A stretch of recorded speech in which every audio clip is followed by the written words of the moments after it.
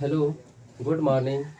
हर बार की तरह इस बार भी आपके बीच लेके आए हैं कक्षा 10 की हिंदी और गद्य खंड है, पाठ 12 है। पाठ का नाम है शिक्षा और संस्कृति, जिसके लेखक है महात्मा गांधी और पाठ की विधा है शिक्षा शास्त्र। तो चलिए, एग्जाम में जाने से पहले जरूर मेरी वीडियो को एक बार देख लीजिएगा। वीडियो देखने से पहले मेरे चैनल को लाइक करें, सब्सक्राइब करें, बेल आइकन का घंटा जरूर दबाएं। और चलते हैं अपने मेटर की ओर। और ये वीडियो आपके लिए बहुत ही ज़बरदस्त रहेगा, जहरीला वीडियो है और आपका एक भी ऑब्जेक्टिव यहाँ से छूटेगा नहीं। तो प्लीज़ मेरे वीडियो को गहराई से देखें। तो चलिए हम चलते हैं अपने मेटर की ओर। और सबसे पहले देखते हैं कि मेरा पाठ 12 है और गद्य खंड है। पाठ का नाम है शिक्षा और संस्कृति और पाठ के लेखक है महात्मा गांधी और पाठ की विधा है शिक्षा शास्त्र। तो चलते हैं। सबसे पहले हम लेखक का परिचय देखते हैं कि लेखक का परिचय क्या है, इनके कौन है लेखक और इसके द्वारा लिखा गया कहानी कैसा है, फिर कहानी का परिचय क्या है, इन सब के बारे में अच्छे से गहराई से जानकारी प्राप्त करेंगे। तो सबसे पहले हम देखते हैं कि पाठ का नाम है शिक्षा और संस्कृति। पाठ का नाम क्या है? शिक्षा और संस्कृति है और इसके लेखक है महात्मा गांधी। इसके लेखक कौन है? महात्मा गांधी है। और पाठ की विधा है शिक्षा शास्त्र। पाठ की विधा क्या है? शिक्षा शास्त्र। अगर आपके एग्जाम में क्वेश्चन आ जाए कि शिक्षा और संस्कृति पाठ की विधा क्या है, तो आपका ऑप्शन हो जाएगा, सबसे पहले हो जाएगा ललित, हो जाएगा, फिर हो जाएगा निबंध, फिर हो जाएगा कहानी, फिर हो जाएगा शिक्षा शास्त्र। क्या मारिएगा? शिक्षा शास्त्र मारना है। एक भी क्वेश्चन को छोड़ करके नहीं आना है, बिल्कुल जबरदस्त तरीके से तैयारी करना है।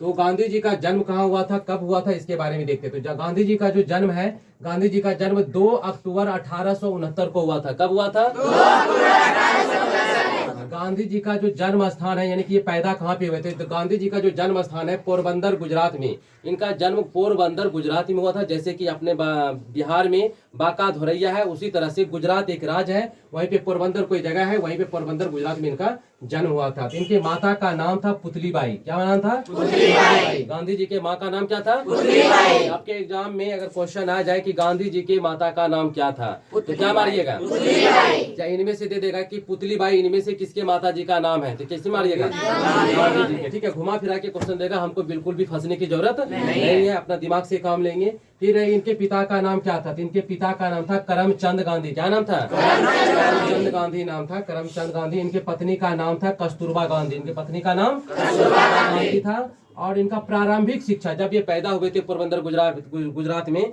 तो प्रारंभिक शिक्षा कहने का मतलब है कि 1 से लेकर 10 तक की जो इनका एजुकेशन सिस्टम था, वो पोरबंदर और आसपास के जगहों में से हुआ था। पोरबंदर में और आसपास के जगह से ही इनका हुआ था, कंप्लीट हुआ था। कोई दिक्कत? तो यहाँ पे अगर बोलेंगे कि इनका प्रारंभिक शिक्षा कहाँ से हुआ था, पोरबंदर और उनके आसपास। सिर्फ पोरबंदर भी रहेगा तो टिक मार देना है, पोरबंदर और उनके आसपास भी रहेगा तो टिक मार देना है। ठीक है, चलो फिर देखते हैं। आपके एग्जाम में अगर क्वेश्चन आ जाए कि गांधी जी का प्रारंभिक शिक्षा कहाँ से हुआ था, तो दे देगा यहाँ पे गुजरात दे देगा, अहमदाबाद दे देगा, पोरबंदर देगा, इनमें से कोई नहीं। क्या मारिएगा? पोरबंदर मारना है। ठीक है, छोड़ के बिल्कुल भी नहीं आना है। और उसके बाद नेक्स्ट पॉइंट है आपका कि गांधी जी का विवाह, इनका विवाह ना बहुत कम उम्र में हुआ था, 13 वर्ष की उम्र में हुआ था। तो ये 13 वर्ष यानी कि 1883 ईस्वी में इनका विवाह हो गया था। 1883 ईस्वी में कितने उम्र में? 13 वर्ष की उम्र में। 13 वर्ष की उम्र में 1883 में हुआ था। एग्जाम में क्वेश्चन आ जाएगा कि गांधी जी का विवाह किस आयु में हुआ था? 13 वर्ष की आयु में था। गांधी जी का विवाह किस साल हुआ था? 1883 में हुआ था। कब हुआ था? 1883 में हुआ था। फिर देखते हैं कि 4 दिसंबर 1888 को वकालत की पढ़ाई के लिए लंदन गए। ठीक है, लॉ करने के लिए, वकालत यानी कि लॉ करने के लिए, वकालत की पढ़ाई करने के लिए, कंप्लीट करने के लिए लंदन भी गए थे। कब गए थे? तो 4 दिसंबर, देखिए ये बहुत ही वीवीआई बात है, 4 दिसंबर 1888 को गए थे। कब गए थे लंदन? 4 दिसंबर 1888 को गए थे। किस लिए गए थे? वकालत की पढ़ाई के लिए गए थे। किस लिए गए थे? वकालत की पढ़ाई के लिए गए थे। किस यूनिवर्सिटी से? लंदन यूनिवर्सिटी से। यहाँ से हमारा 3 क्वेश्चन बन रहा है। आपके एग्जाम में अगर क्वेश्चन आ जाएगा कि गांधी जी वकालत की पढ़ाई के लिए लंदन कब गए थे, तो आपका ऑप्शन में दे देगा कि 4 दिसंबर 1888, 4 दिसंबर 1886, 4 दिसंबर 1890, 4 दिसंबर 1895 दे देगा। क्या मारिएगा? बहुत अच्छा। तो आपके क्वेश्चन ये भी आ सकता है कि वकालत की पढ़ाई के लिए गांधी जी कहाँ गए थे? ठीक है, उसमें से 4 देश का नाम रहेगा, जिसमें से एक लंदन रहेगा, तो लंदन में टिक मार देना है। ठीक है, गोल करके आ जाना है। उसके बाद देखिए कि अहिंसा का प्रयोग। ठीक है, अहिंसा, हिंसा और अहिंसा समझते हैं। हिंसा का मतलब होता है लड़ाई झगड़ा करना, किसी को मार देना, और अहिंसा का मतलब होता है शांत रहना, लड़ाई नहीं करना, भाई बंधु की तरह रहना, मिलजुल कर रहना, इसको अहिंसा कहते हैं। और हिंसा का मतलब होता है लड़ाई करना, मारपीट करना। तो गांधी जी तो अहिंसा के पुजारी थे। क्या थे? अहिंसा। ये मारपीट नहीं करते थे, लड़ाई नहीं करते थे, झूठ नहीं बोलते थे, बिल्कुल सत्यवादी थे। ठीक है, तो अहिंसा का पहला प्रयोग गांधी जी ने किया था। अहिंसा का पहला प्रयोग किसने किया था? गांधी जी ने किया था। कहाँ पे किया था? दक्षिण अफ्रीका में। कहाँ पे किया था? दक्षिण अफ्रीका में किया था। इंडिया में नहीं किया था। कहाँ पे किया था? दक्षिण अफ्रीका में किया था। काहे किया था इसके बारे में भी जानते हैं, ठीक है। आपका यहाँ से भी क्वेश्चन बन रहा है कि अहिंसा का सबसे पहला प्रयोग गांधी जी ने कहाँ किया था? दक्षिण अफ्रीका में किया था। या क्वेश्चन आ जाएगा कि अहिंसा का सर्वप्रथम प्रयोग किसने किया था? तो महात्मा गांधी ने किया था। किसने किया था? महात्मा गांधी ने किया था। इसमें सोचने विचारने की जरूरत नहीं है, क्वेश्चन देखना, फट से टिक मार देना है, ठीक है, एक भी क्वेश्चन छूट न जाए। अब है कि देखिए दक्षिण अफ्रीका में गांधी जी 1893 से 1914 तक रहे। कब से कब तक रहे? 1893 से 1914 तक। बहुत ही वीवीआई क्वेश्चन है, कई बार एग्जाम में आ चुका है, हो सकता है इस बार भी आ जाए या अगले बार आप लोग के टाइम में आ जाए, ठीक है। तो क्वेश्चन है आपका आएगा एग्जाम में कि दक्षिण अफ्रीका में गांधी जी कब से कब तक रहे। तो हम बोलेंगे कि दक्षिण अफ्रीका में गांधी जी 1893 से 1914 तक रहे। कब से कब तक रहे? 14 तक रहे, ठीक है। उसके बाद है कि 1915 में गांधी जी भारत आए। तो सीधी सी बात है, 1893 से 1914 तक वहां रहते ना। तो 1915 में कहाँ आ गए? भारत आ गए। कहाँ आ गए? भारत आ गए, यानी कि अपना देश आ गए। स्वदेश, स्वदेश मतलब होता है स्व मतलब अपना, देश मतलब देश, अपना कंट्री आ गए, अपना देश आ गए। 1915 में गांधी जी भारत आए, यानी कि अपना देश आ गए, स्वदेश आ गए, और स्वाधीनता संग्राम में कूद पड़े, यानी कि आजादी, भारत को आजादी दिलाने के लिए उस संग्राम में कूद पड़े, ठीक है, लड़ाई में कूद पड़े, ठीक है, भारत को आजाद करवाने के लिए, अंग्रेजों से छुटकारा दिलाने के लिए, ठीक है। तो आपके एग्जाम में अगर क्वेश्चन आ जाएगा कि महात्मा गांधी स्वदेश कब लौटे थे? स्वदेश मतलब अपना देश। यहाँ यही नहीं बोलेंगे कि भारत कब आए थे। एग्जाम में क्वेश्चन कई बार आ चुका है, ठीक है, हो सकता है इस बार भी आ जाए। तो क्वेश्चन आपका रहेगा कि महात्मा गांधी स्वदेश कब आए थे, स्वदेश कब लौटे थे? तो आपका क्या आंसर होना चाहिए? क्या होना चाहिए? आंसर 1915 होना चाहिए। फिर है कि देखिए नेक्स्ट पॉइंट आपका सब एक जो है ना जहरीला सब पॉइंट है, सब एक से एक पॉइंट है, सब आपका ऑब्जेक्टिव क्वेश्चन यहाँ से बनेगा। कहता है आजादी की लड़ाई में सदा सत्य का प्रयोग किया। आजाद भारत, यहाँ पे भारत में अंग्रेजों का अधिकार था, अंग्रेज हम लोग को सताते थे, 200-250-300 वर्ष तक हम यहाँ पे अधिकार बना के रखा, हम लोग को मजदूर बना के रखा, हम लोग को पूरा मतलब कि सताता था ना। लेकिन गांधी जी एक ऐसे पुरुष थे कि कभी मतलब कि आजाद अपने आप को, अपने देश को आजाद करने के लिए कभी लाठी का प्रयोग नहीं किया, कभी गोली का प्रयोग नहीं किया, कभी बंदूक का प्रयोग नहीं किया, कभी तलवार का प्रयोग नहीं किया, कभी झूठ का प्रयोग नहीं किया। सिर्फ किसका प्रयोग किया इन्होंने? सत्य का प्रयोग किया। आपके एग्जाम में क्वेश्चन आएगा आजादी, भारत को आजाद करवाने के लिए गांधी जी हमेशा किस चीज का प्रयोग किया? दे देगा तलवार का, झूठ का, सत्य का, इनमें से सभी का। सत्य का प्रयोग किया। किसका प्रयोग किया था? सत्य का प्रयोग किया था, ठीक है। चलिए नेक्स्ट चलते हैं। फिर अहिंसा और सत्याग्रह सबसे बड़ा हथियार था। अहिंसा मतलब होता है लड़ाई नहीं करना। सत्याग्रह यानी कि सत्य को ग्रहण करके मतलब लड़ना, सत्य को लेकर के लड़ाई करना, ठीक है ना। और अहिंसा का मतलब होता है किसी से लड़ाई नहीं करना, झगड़ा नहीं करना, गाली नहीं देना, मतलब कि सत्य के साथ लड़ाई करना, यानी सत्य, हम जो बोलेंगे सत्य बोलेंगे, और सत्य से ही हम अपना देश को आजाद करवाएंगे, ठीक है। तो गांधी जी देखिए यहाँ पे, गांधी जी अहिंसा और सत्याग्रह, ठीक है, अहिंसा यानी कि अहिंसा को और सत्य को लेकर के मतलब कि देश को आजाद कराया, यही इसका सबसे बड़ा क्या था? हथियार था। तो आपके एग्जाम में क्वेश्चन कई बार आ चुका है और इस बार भी आ सकता है कि गांधी जी का सबसे बड़ा हथियार क्या था? क्या होगा? अहिंसा और सत्याग्रह। सत्य और अहिंसा क्या हो जाएगा? सत्य। यहाँ पे हम लिखे हैं, यहाँ पे हम लिखे अहिंसा और सत्याग्रह, वहाँ पे ऑप्शन में आ जाएगा आपको सत्य और अहिंसा आ जाएगा। क्या आ जाएगा? सत्य और अहिंसा। सत्य और अहिंसा में टिक मार देना, ठीक है, कोई दिक्कत? चलिए नेक्स्ट चलते हैं। उसके बाद है गांधी जी के कार्य। देखिए गांधी जी इतने महान आत्मा थे, इतने महान व्यक्ति थे, इतने बड़े थे कि इन्होंने बहुत सारे काम भी किए हमारे देश के लिए, हम लोगों के लिए उस समय कर दिए, जो कि आज हम लोग मतलब कि चल रहे हैं, बहुत अच्छा है। सबसे पहले स्वराज की मांग की। स्वराज मतलब होता है अपना राज की, हमारे राष्ट्र को, हमारे देश को आजाद करो, ठीक है ना, हमको अपना राज चाहिए, तुम लोग भागो यहाँ से, ठीक है, स्वराज की मांग की, ठीक है। उसके बाद अछूतोद्धार का काम किया। अछूतोद्धार का मतलब है कि पहले जो है ना छुआछूत चलता था, जात पात का, कोई अगर चमार है, कोई मुसहर है, कोई डोम है, कोई दुसाद है, तो उसको मतलब कि छूने का अधिकार नहीं है, हम उसमें सटेंगे नहीं, उसमें टच नहीं होंगे। इन सब चीज को क्या किया उन्होंने? खत्म किया। क्या किया? खत्म किया। गांधी जी बोले कि सबको समान अधिकार मिलना चाहिए, सब कोई सब जगह बैठ सकता है, सब मतलब हर बच्चा मतलब कि हर स्कूल में पढ़ सकता है, किसी को मतलब ऊंच नीच नहीं समझना चाहिए, ठीक है। चलिए, तो अछूतोद्धार का काम किया था। आपका ऑब्जेक्टिव में यहाँ से बहुत सारा क्वेश्चन बनेगा, हम बताएंगे आपको। फिर यहाँ पे है कि सर्वोदय का कार्यक्रम चलाया, सर्वोदय का कार्यक्रम चलाया, फिर यहाँ पे स्वदेशी का नारा दिया। स्वदेशी मतलब अपना देश का नारा दिया, यानी कि करो और मरो। जैसे गांधी जी का सबसे प्रमुख नारा क्या है? करो और मरो, यानी कि करना है या तो मरना है, ठीक है ना। किसी पे भरोसे पे न रहना है, कोई करेगा हमको बना के देगा तब हम खाएंगे, ऐसा नहीं करना है। करो और मरो, यानी कि अपना देश का नारा होना चाहिए, अपना खुद का मेहनत का नारा होना चाहिए। तो स्वदेशी का नारा दिया। फिर है सामाजिक ऊंच नीच हटाया। सामाजिक ऊंच नीच का मतलब होता है, समाज में ऊंच नीच होता है कि तुम हमसे छोटे हो, तुम हमरे में नहीं सटोगे, नहीं होता है ना, तुम गरीब हो, तुम मेरे यहाँ नहीं आ सकते, ये सब ऊंच नीच है। सामाजिक क्या है? ऊंच नीच है। इस सब चीज को भी हटाया गांधी जी। मतलब कि जगह जगह जा करके मतलब लोगों को प्रेरित करते थे कि सब बराबर है, सबका खून एक जैसा है, सब इंसान है, सभी मिलजुल कर आपस में भाई बंधु की तरह रहे, हिंसा किसी को करने की जरूरत नहीं है, ठीक है। हमेशा वो ये मतलब कि उपदेश देते रहते थे। उसके बाद है कि जाति धर्म के विभेदक को हट मिटाया। और जाति धर्म का भी विभेदक चलता है कि वो बड़ा जात है, ये छोटा जात है, ये फलना है, ये चिल्ला है, बोलते थे हमेशा। लेकिन गांधी जी ने कहा बोले नहीं, ये सब चीज गलत है, ये जात पात वाला काम कोई नहीं करेगा, सबको मिलजुल के रहना है, चाहे वो किसी भी कास्ट का हो, हमको कोई दिक्कत नहीं है। सब इंसान है, सब इंसान को एक साथ मानव को, सभी मानव को, सबका मानव के अंदर मानवता होनी चाहिए और उस मानवता के अधीन सबको रहना चाहिए। किसी को ऊंच नीच जात पात का काम में मतलब नहीं करना चाहिए। इस सब चीज को भी उन्होंने हटाया, सब मिलजुल के रहने लगे। उसके बाद है और अंत में अंग्रेजों की गुलामी से भारत को आजाद कराया। बिल्कुल राइट बात है, ठीक है। और अंत में 15 अगस्त, तो हम तो जान रहे हैं कि 15 अगस्त 1947 को देश आजाद हुआ था। और अंत में इन्होंने क्या किया कि अंग्रेजों की गुलामी से, पहले हमारे देश में 250-300 वर्ष तक अंग्रेज हमारे देश को गुलाम करके रखा था, तो उसको ना अंग्रेजों को भगाया और हमारे देश को क्या किया? आजाद करवाया, ठीक है। अंग्रेजों की गुलामी से हमारे देश को क्या कराया? आजाद करवाया। तो आपके एग्जाम में क्वेश्चन आ जाएगा इनमें से कि स्वदेशी का नारा किसने दिया, तो क्या मारिएगा?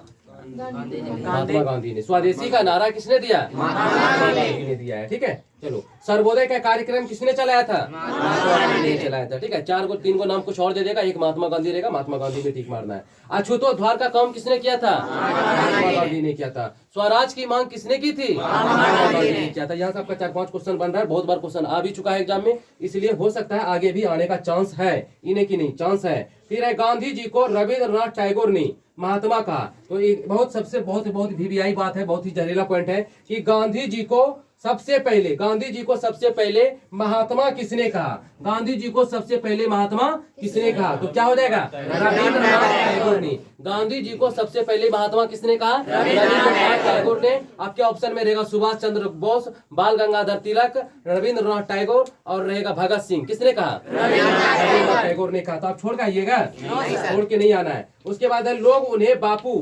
राष्ट्रपिता के नाम से भी जानते हैं। तो उसके बाद धीरे धीरे इनको बहुत सारे लोग प्यार से नाम देने लगे, तरह तरह के नाम देने लगे। तो पूरे भारत के लोग इन्हें प्यार से बापू भी कहने लगे और राष्ट्रपिता भी कहने लगे। चलिए फिर इधर चलते हैं। महात्मा गांधी के द्वारा लिखा गया बहुत सारा पुस्तक है, तो इनमें से आपके पाठ्य पुस्तक में कभी पुस्तक छपा हुआ है, मतलब लिखा हुआ है, संकलित है। तो हम देखिए यहाँ पे सबसे पहला क्या है? हिंद स्वराज है। महात्मा गांधी ने क्या लिखा है? हिंद स्वराज नाम का एक पुस्तक। पुस्तक का मतलब होता है किताब, पुस्तक का मतलब क्या होता है? किताब होता है। हिंद स्वराज नाम का एक किताब लिखा है। उसके बाद है सत्य के साथ मेरे प्रयोग। क्या है? सत्य के साथ मेरे प्रयोग। आपके पाठ्य पुस्तक में 2 ही किताब का नाम है, यहाँ पे हम देखें तो हम यहाँ पे लिख दिए हैं, ठीक है। आपके एग्जाम में अगर क्वेश्चन आ जाएगा कि हिंद स्वराज नामक पुस्तक के लेखक कौन है? महात्मा गांधी। आपके एग्जाम में क्वेश्चन कई बार आ चुका है, इस बार भी हो सकता है आ जाए कि सत्य के साथ मेरे प्रयोग के लेखक कौन है? महात्मा गांधी, ठीक है। छोड़ता बिल्कुल भी नहीं है। उसके बाद है मुख्य पत्रिका। तो देखते हैं कि गांधी जी के द्वारा लिखा हुआ मुख्य पत्रिका क्या है, उनका नाम क्या है। तो हरिजन यंग इंडिया पत्रिका का संपादन क्या है? संपादन है क्या? ये संपादन यहाँ पे नहीं आता, इसलिए हम यहाँ पे ऐसे कर दिए, ठीक है। तो मुख्य पत्रिका का नाम। तो अब आपके एग्जाम में क्वेश्चन कई बार आया भी है, देखिए बहुत सारा क्वेश्चन आया है, इसलिए बार बार ये बात बोल रहे हैं, ठीक है। आपके एग्जाम में क्वेश्चन आया है, इस बार भी आने का चांस है, हो सकता है अगले बार आ जाए कि हरिजन यंग इंडिया पत्रिका का संपादन किसने किया था? तो क्या बोलेंगे? हरिजन यंग इंडिया पत्रिका का संपादन किसने किया था? महात्मा गांधी ने किया था, ठीक है। चलो, उसके बाद है कि गांधी जी पूरा जीवन राष्ट्र के लिए समर्पित कर दिए। गांधी जी का जो जीवन था ना, उसका जो व्यक्तित्व था ना, वो अपने लिए नहीं जीते थे, अपने फैमिली के लिए नहीं जीते थे। उन्होंने अपना सारा जीवन, पूरा कैरियर किसके लिए समर्पित कर दिया? अपने भारत के लिए समर्पित कर दिया, अपने भारतवासी के लिए समर्पित कर दिया, अपने राष्ट्र के लिए समर्पित कर दिया कि मेरा जीवन मेरा नहीं है, मेरा जीवन मेरे देश के लिए है। उन्होंने देश के लिए अपना जीवन लुटा दिया, ठीक है। देखो, उसके बाद है कि हरिजन शब्द का प्रयोग सबसे पहले किसने किया था? बहुत ही वीवीआई तगड़ा क्वेश्चन है ये। क्या ये? तगड़ा क्वेश्चन है ये, ठीक है ना, इसको छोड़ के बिल्कुल भी नहीं आएगा। ठीक है। सबसे पहले हरिजन शब्द का प्रयोग किसने किया था? महात्मा गांधी ने किया था। हरिजन शब्द का प्रयोग सबसे पहले किसने किया था? महात्मा गांधी ने किया था। हरि का जन मतलब कि हरि मतलब भगवान होता है, जन मतलब लोग होता है, ठीक है। हरिजन, लोग कुछ उठपटांग इसका सोच लेते हैं, लेकिन नहीं, इसका बहुत ही अच्छा सुंदर सा अर्थ होता है इसका। हरि मतलब भगवान होता है, जन मतलब लोग होते हैं, यानी कि भगवान के, साक्षात भगवान के जो लोग होते हैं उसको हरिजन कहते हैं। जिसे आज के डेट में लोग छोटा समझते हैं, ठीक है ना। आज पहले भी समझते थे, आज भी लोगों की अवधारणा है वही समझ रहे हैं, ठीक है। लेकिन अब एग्जाम में क्वेश्चन आ जाएगा कि हरिजन का प्रयोग सबसे पहले किसने किया था? ऑप्शन में मारना है महात्मा गांधी। आप रहेगा सुभाष चंद्र बोस रहेगा, महात्मा गांधी रहेगा, भगत सिंह रहेगा, चंद्रशेखर आजाद रहेगा, किसमें मारिए? महात्मा गांधी में मारना है, ठीक है। हरिजन सबका बार बार हम इस पे बोल रहे हैं, ठीक है। उसके बाद है कि गांधी जी ने शिक्षा संस्कृति, गांधी जी ने, देखिए यहाँ पे गांधी जी ने क्या क्या किया। गांधी जी ने शिक्षा, संस्कृति, राजनीति, सामाजिक एवं आर्थिक पहलुओं पर खूब लिखा, ठीक है ना। तो आपके एग्जाम में क्वेश्चन आ जाएगा कि गांधी जी ने किस किस चीज पे लिखा है, तो हम बोलेंगे कि गांधी जी ने शिक्षा के ऊपर, संस्कृति के ऊपर, राजनीति के ऊपर, सामाजिक एवं आर्थिक पहलू के ऊपर। आर्थिक पहलू मतलब हाँ, लोग कैसे अपना काम धंधा कर सकते हैं, अपना जीवन यापन कैसे बिता सकते हैं, इसके ऊपर भी खूब लिखा है, बहुत बढ़िया तरीके से लिखा है। और देखो क्या लिखा है, और देश को गौरवशाली बनाने की कोशिश की। और मतलब इतना सारा चीज करने के बाद भी सोचा कि हमारा देश बहुत बड़ा बने, महान बने, सब देशों से श्रेष्ठ बने, सब देशों से श्रेष्ठ बने। आज के डेट में भारत जो है ना विश्व गुरु है। क्या है? विश्व गुरु है, सब देशों का गुरु है, गुरु माना जाता है। क्योंकि भारत जैसी धरती है ना, भारत वो धरती है पूरे दुनिया में, पूरे वर्ल्ड में भारत ही एकलौता ऐसा धरती है जहाँ पे साक्षात माँ के कोख से भगवान अवतार लिए हैं। क्या लिए हैं? माँ के कोख से साक्षात भगवान अवतार लिए हैं। ये तपस्वियों की भूमि है, ये ऋषि मुनियों की भूमि है, ये अंगराज कर्ण की भूमि है, ये छोटा मोटा भूमि नहीं है। इसी भूमि पे महात्मा बुद्ध और गांधी जी जैसे महान आत्मा पैदा हुए थे, ठीक है। चलिए इसके बारे में देखिए, उन्होंने खूब लिखा और भारत को ना गौरवशाली बनाने की बहुत कोशिश की, ठीक है। अंत में भारत गौरवशाली बन भी गया है। फिर देखते हैं मृत्यु। देखिए इतने बड़े महान इंसान का फिर मृत्यु भी हो गया, ठीक है। तो 30 जनवरी 1948 को दिल्ली में एक सिरफिरे ने उनकी हत्या कर दी। उस सिरफिरे का नाम था नाथूराम गोडसे, ठीक है ना। 30 जनवरी 1948 को कब? 30 जनवरी 1948 को कब? 30 जनवरी 1948 को कब? 30 जनवरी 1948 को दिल्ली में, कहाँ? दिल्ली में एक सिरफिरे ने, सिरफिरे मतलब होता है एक, मतलब बेवकूफ आदमी बोल दो उसको, ठीक है। जिसको समझदारी नहीं था उसी को बोलेंगे सिरफिरे बोलेंगे, ठीक है ना। एक सिरफिरे ने उनकी हत्या कर दी गोली मार करके। क्या मार करके? गोली मार करके। 3 गोली मारा था। कितना गोली मारा था? 3 गोली मारा था। मरने से पहले गांधी जी के मुंह से निकला था हे राम। क्या निकला था? हे राम। मरने से पूर्व, मृत्यु से पूर्व, दम तोड़ने से पहले गांधी जी के मुंह से क्या निकला था? हे राम निकला था। क्या निकला था? हे राम। क्या निकला था? हे राम निकला था, ठीक है। गांधी जी को कितनी गोली मारा गया? 3 गोली मारा गया। गांधी जी को गोली किसने मारा था?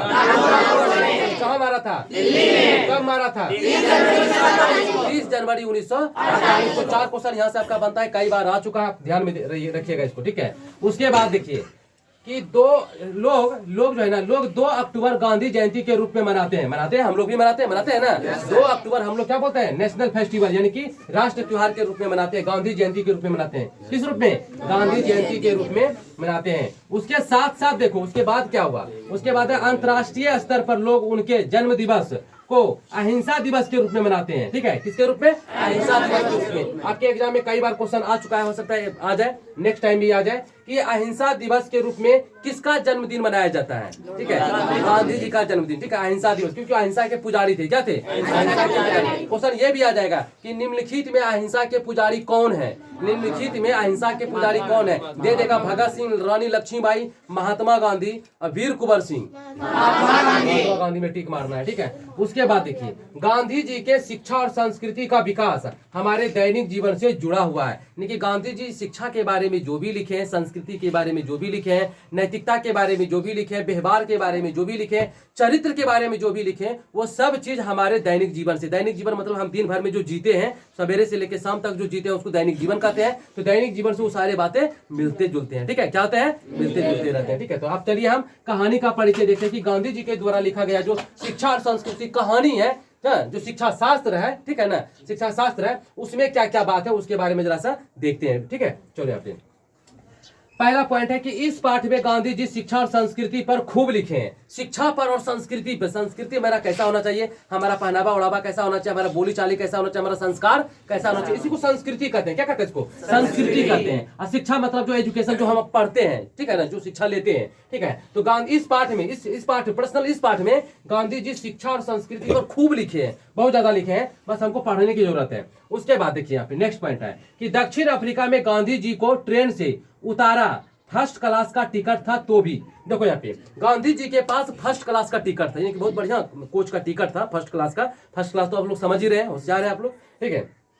लेकिन वहां पे जो अंग्रेज लोग थे ना, अंग्रेज लोग मतलब कि ट्रेन पर से उसको धक्का मार के भगा दिया, भागो यहाँ से ब्लैक इंडियन, ठीक है। गांधी जी काले रंग के थे थोड़ा सा, ठीक है। तो भारतीय थे, तो भारत का जो वर्ण है ना वो श्याम वर्ण है। क्या है वो? श्याम वर्ण है। तो गांधी जी भी उन्हीं वर्णों में से थे। तो इनको वहां के जो दक्षिण अफ्रीका के जो अंग्रेज थे, दक्षिण अफ्रीका के जो अंग्रेज थे, इसको देखना नहीं चाहते थे। ट्रेन पे जैसे चढ़ा, इसके पास टिकट भी था, इन्हें कैसे चल गया, ठीक है, टिकट भी था। तो देखता है यू इंडियन, ये कहता है यस आई एम इंडियन, तो यू ब्लैक इंडियन, उतरो, भागो यहाँ से, भागो यहाँ से। तो नहीं उतारा, तो मेरे पास टिकट है, मेरे पास फर्स्ट क्लास का टिकट, हम काहे उतरेंगे, ठीक है। गांधी जी बोल रहे हैं अंग्रेज को, मेरे पास फर्स्ट क्लास का टिकट, हम उतरेंगे काहे, जब पैसा दिए हैं रेल में, हम चढ़ेंगे, हम जाएंगे, सफर करेंगे। नहीं उतरो, तुम इंडियन है, तुम ब्लैक इंडियन, उतरो, भागो, तुम काले हो।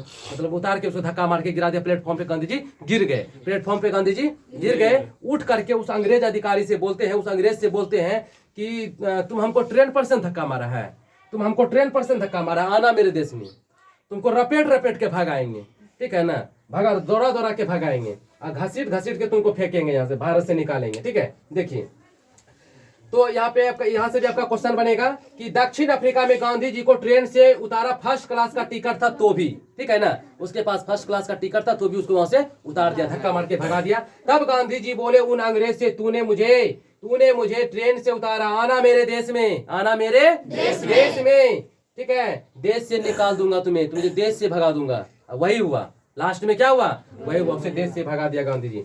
फिर है वही उन्होंने सत्याग्रह आंदोलन किया, है ना, ये बहुत ही वीवीआई क्वेश्चन है कि सत्याग्रह आंदोलन उन्होंने कहाँ किया था? दक्षिण अफ्रीका में सत्याग्रह, क्योंकि ये सत्य थे और इसके साथ गलत किया गया, तो सत्य के लिए लड़ाई इन्होंने कहाँ पे शुरू किया था?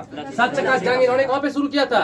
दक्षिण अफ्रीका में। कहाँ पे? दक्षिण अफ्रीका में। वहीं उन्होंने सत्याग्रह आंदोलन किया दक्षिण अफ्रीका में। गांधी जी ने सत्याग्रह आंदोलन को, आपके एग्जाम में कई बार क्वेश्चन आ गया कि गांधी जी ने सत्याग्रह आंदोलन कहाँ पे शुरू किया था? दक्षिण अफ्रीका में। कहाँ पे किया था? दक्षिण अफ्रीका में किया था, ठीक है। उसके बाद वहां के सरकार को गांधी जी की बात माननी पड़ी। सरकार है, न्याय करने बैठे हैं तो आप गलत नहीं कीजिएगा, चाहे वो किसी भी देश का आदमी हो, किसी भी देश का व्यक्ति हो, आप गलत नहीं कर सकते। जब आप खुद एक न्याय करने के लिए बैठे हैं, चाहे वो अपना घर का हो, चाहे पराया हो, चाहे दूसरे राज्य का हो, चाहे दूसरे देश का हो, अगर हाँ गांधी जी सत्य थे ना, सत्य, तो सरकार को, वहां की सरकार को इसकी बात माननी पड़ी, ऐसी तैसी बात नहीं। उसके बाद देखो क्या हुआ, उसके बाद वहां के जो ट्रेन थे, वहां के ट्रेन में सभी काले को गोरे, जो बोलते हैं ना ब्लैक इंडियन, जितने भी काले वर्ण के लोग होते थे सब वहां पे चढ़ने लगे और सफर करने लगे। पहले वहां पे अलाउ नहीं था, काले लोगों को चढ़ने का अलाउ दक्षिण अफ्रीका में अलाउ नहीं था। उसके बाद वहां पे सब सफर करने लगे।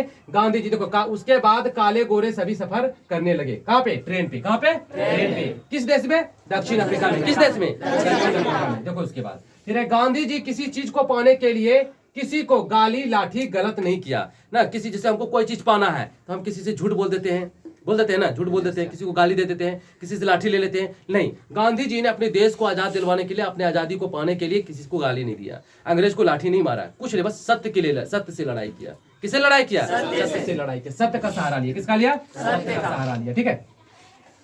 आज भी वहां के स्टेशन में गांधी की प्रतिमा है, जहां पे इनको धक्का मार के गिराया था ना, आज भी दक्षिण अफ्रीका के उस स्टेशन पे गांधी जी की प्रतिमा एकदम अच्छा से स्टैचू इसका बना हुआ है, ठीक है, बहुत बढ़िया खूबसूरत सा, ठीक है। आज भी वहां पे गांधी, दक्षिण अफ्रीका के जो रेलवे स्टेशन है वहां पे गांधी जी की प्रतिमा लगी हुई है और लोग उनकी पूजा करते हैं और कहते हैं आपने हमें काले गोरे के भेद से छुटकारा दिला दिया ना। लोग आज के डेट की बात कर रहे हैं, आज के डेट की बात कर रहे हैं, लोग उनकी पूजा करते हैं और मन ही मन बोलते हैं कि गांधी जी आप बहुत अच्छा किए, काले गोरे का भेद यहाँ से हटा दिया, नहीं तो अभी तक काले गोरे का भेद चलते रहता, अभी तक हमको ट्रेन पे सफर करने के लिए नहीं देता, ठीक है। ये गांधी जी वहां पे किए थे, गांधी जी वहां पे पूजे जाते हैं। अब आ जाएगा आपके एग्जाम में क्वेश्चन कि गांधी जी किस देश में पूजे जाते हैं? दक्षिण अफ्रीका में पूजे जाते हैं, ठीक है। चलिए उसके बाद देखिए केवल, अब देखिए थोड़ा सा इसने क्या लिखे हैं गांधी जी, मतलब कि शिक्षा के बारे में क्या लिखे उसके बारे में थोड़ा सा देखते हैं विस्तार पूर्वक, ठीक है। केवल किताबी ज्ञान अच्छा शिक्षा नहीं है, ठीक है। केवल किताब को चाट लेना, पढ़ लेना, साइन थीटा कॉस थीटा कर देना, ठीक है, अभिकर्मक प्रतिकारक कर लेना, वो सब ये अच्छी शिक्षा नहीं है। गांधी जी कहते हैं कि केवल किताबी ज्ञान यानी किताबी शिक्षा, किताब का ज्ञान ले लेना वो अच्छी शिक्षा नहीं है, ठीक है। देखो यहाँ पे इसके अलावे लोगों को दस्तकारी अन्य कला का ज्ञान होना चाहिए। कहने का मतलब यह है कि आप मैट्रिक कर लिए, इंटर कर लिए, आपका नौकरी नहीं लगा तो आप बेकार हो जाइएगा ना। तो इसके अलावे भी आप लोग को भी एडवाइज कर रहे हैं हम, ठीक है।